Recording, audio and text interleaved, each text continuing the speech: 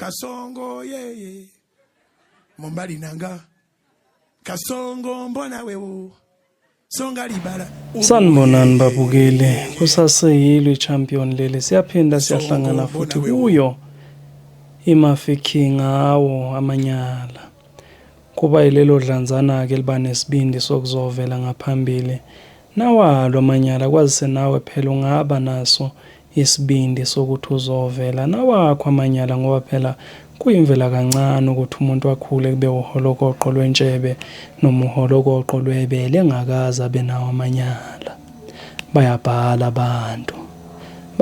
abantu basenekela indaba zabo njengoba zinjalo sibese nathi sesiyanenekela zona zinjalo.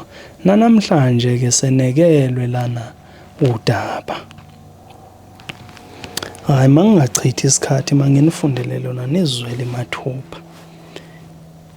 Liyisima kanjena sanibonani eMafeking ngiza nodaba lwami lwamanyala ngisho ngithi amanyala ke azala amanyala nawo lawo manyala ayozala wawo amanyala ayazalana yengawe ngaphela amanyala. Mina ngikhuliswa ixhego lami umkhulu ayikho into abengayikhulumi nami kodwa ke ubengakhuluma izinto ezisile ngendlela yokusa kodwa bekhuluma nami izinto zabantu abadala ngendlela yobudala ngoba ezama ungakho ukuthi ngingagaxeli entweni eziningi. Lazama lela khehlo ngakho ezinye izinto nganje ngibona ukuthi umkhulu ukuguga kwakhe ezinye ngizibone ngathi amahlaya kodwa njengoba sengikhulile nje sengiyabona ukuthi no umkhulu wayeqinisile. Impilo ayinjengoba sisuke siyibona sisasebancane ayinjengoba sibona abantu beyiphila kodwa ilento abadala abazeke besitshela yona ngoba bona sebebone likhulu phela empilweni. Umkhulu wakwangitshena umhlola wathi ngingavumi umfazi ukuthi angikhotha amadlebe. Wathi ngingavumi futhi ukuthi umfazi abe ngaphezulu kumina. Wathi ngingavumi futhi ukuthi mengabe ngizijabulisa nomfazi sibe izinja. Sabantu kumele senze ngendlela yokuba abantu. Ngangeke ngigijime ngiyobalisela abangani bami lezinto engizitshelwa umkhulu sihleke ke lapho kuthiwa umkhulu uthi ningabizi nje uyazi ukuthi mengabe siyizinja kumnandi kangakanani. Kanti umkhulu yena uyazi ukuthi wayiqonda ukuthini ngale nkulumo yakhe. Ngiyazi ukuthi abanye benu angithi ubuningi benu niwakhothiwa amadlebe. Ngiyazi futhi ukuthi niyabazi ubumnandi bokukhothwa amadlebe ukuthi kunjani. Neze nibhude nikhuluma izilimi nikhulume yonke imikhuba le ngenxa yokukhothwa amadlebe. Uzoyibize nephini njengoba injalo ngenxa yokuthi uzeke sekubambile umuntu wesimame ukukhotha amadlebe. Wangitshela kahle umkhulu wathi uyabona mawukhothwa amadlebe ugcina songasenangqondo.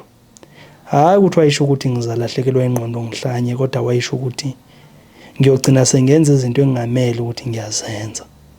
Ngiyogcina sengikhohlwa umndeni wami. Ngicine manje sengibeka le ntombi phambili ngoba phela ngikhotha amadlebe.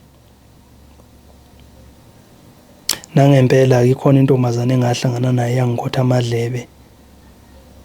Ikhadi lagcina selihlala kuye emabeleni.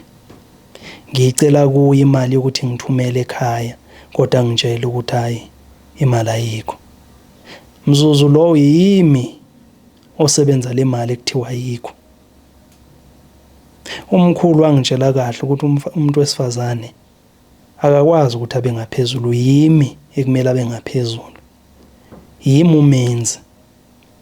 Akwazi ukuthi umenziwa angaba ngaphezulu. Kodwa mina ngavumela umenziwa ukuthi abe ngaphezulu. Ngazibhaqa sengikhuluma izilimi. Waba nemibuzo angibuza yona. Ngavumelana naye. Waba nemibuzo angibuza yona ngavumelana naye wabe ngirekhoda. Sani masiqeda wangibamba ngawo amazwi wami wathi mina ngithi angilona ixoki. Ngathi mina yebo. Angilona ixoki. Wathi-ke mengaba ngilona-ke ixoki, kusho ukuthi konke engamthembisa kona ngizomenzela. Ngathi mina yebo.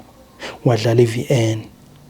Njengoba bengikhuluma ngezilimi bengenza izithembiso, azange kusaba lula-ke ukuthi-ke ngizijike-ke lezi thembiso ngoba phela ngiyazi ukuthi uma ngingazijiki ukuhlukana kwethu, and ukuhlukana kwethu ubani oyongikhotha amadlebe. Kahle kahle umkhulu into ayibalekela la ukuthi ngizwe into emnandi kakhulu emhlabeni ngoba phela kuyoba nzima ukuthi ngimiyeke umnikazi wayo noma sekumele ngimiyeke ngoba phela ngicabanga ukuthi leya nto emnandi ngiyoyenziwa ubani. Kufana nako ukuthi umenziwa mengabe sekuyena umenzi kuwe, uzwisa into emnandi ongakaze wayizwa ekwenza ukuthi usabe ukumdedela ahambe noma esebhedile. Ngikutshela ukuthi mina nganyamezela umuntu wesifazane ngimbambe namadoda kabili ngoba phela ngazi ukukhothwa amadlebe ukuthi into emnandi kangakanani, futhi ngase ngibile nabo abantu besimame ngaphambilini kodwa bengakaze bangikhotha amadlebe njengaleya ntokazi, bengakaze futhi babe umenzi omenziwa ngaleya ndlela angenza ngayo lo muntu wesimame.